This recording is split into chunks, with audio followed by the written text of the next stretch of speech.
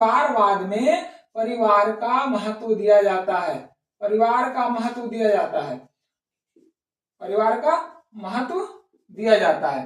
पहला पॉइंट इसका देख लीजिए, इन्वेस्टमेंट, व्यवसाय है, व्यवसाय के लिए इन्वेस्टमेंट होता है। दूसरा परिवारवाद, दूसरा पॉइंट अगर लिखेंगे तो परिवारवाद लिखेंगे।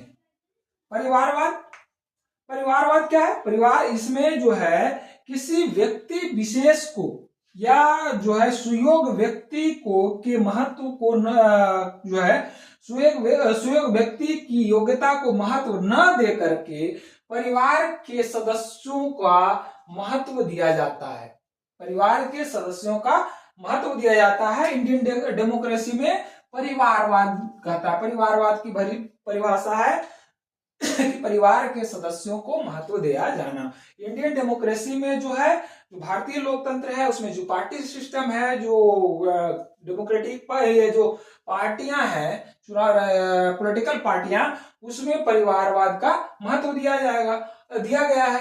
अब ये है, कोई भी पार्टी देख लो, चाहे आप कांग्रेस ले लो, सपा ले लो, क्या नाम है आपका, आरजेडी ले लो, ठीक है, ये जितनी भी जो भी पार्टियां हैं ले लो, उसमें क्या परिवारवाद का महत्व दिया गया है। इसमें जो है व्यक्ति विशेष, जो योग्य व्यक्ति को महत्व नहीं दिया गया। परिवार, क्योंकि जो है सत्ता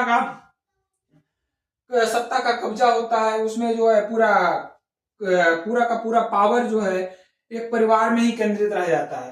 परिवार जो पावर होता है उसको किसी और के और में हस्तांतरित नहीं किया जाता है।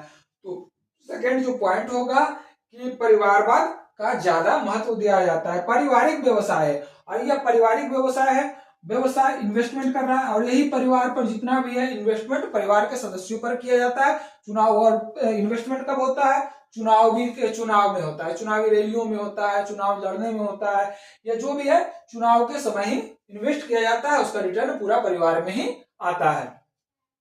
थर्ड पॉइंट है कि परिवारवाद का इसलिए महत्व दिया जाता है क्योंकि सत्ता और संसाधनों पर